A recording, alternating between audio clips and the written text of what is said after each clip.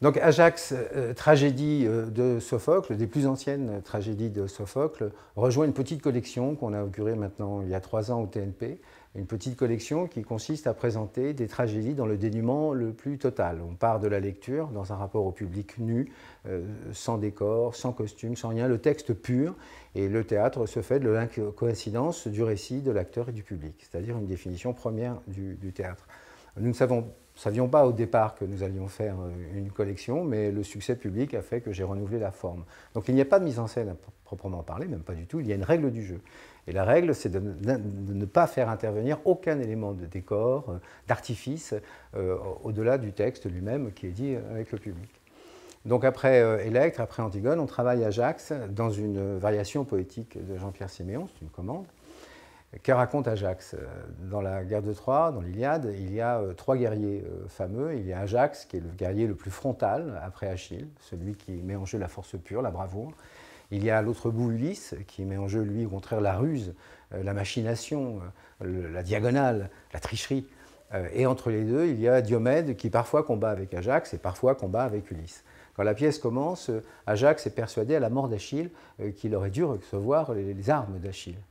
Et par ruse, Ulysse, lui, les récupère, et non pas Ajax. Ajax en conçoit une colère indicible, et part de nuit pour massacrer l'armée argienne. Mais en chemin, une folie le prend, et au lieu de tuer les chefs argiens, il massacre le bétail, c'est-à-dire la nourriture de l'armée. Il massacre tout le bétail.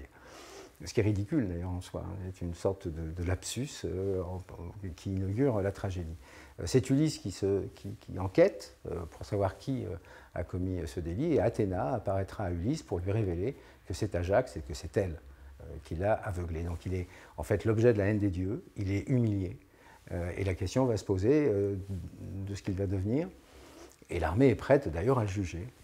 Mais Ajax anticipe tout jugement et se suicide. C'est une des rares tragédies où il y a un suicide en plein milieu, un suicide plein milieu, avec son glaive, il se tue sur la plage. Et donc il y a disparition d'Ajax en plein milieu de la tragédie. Et alors son frère, Teucer, qui est archer, c'est-à-dire qui est un grade très bas dans l'armée argienne, intervient auprès d'Agamemnon et de Ménélas pour qu'on offre à son frère une sépulture, Antigone, ce que ne veulent pas faire les chefs argiens. Et c'est Ulysse qui trouvera la solution et influencera la rigidité des chefs argiens pour que Ajax reçoive sépulture.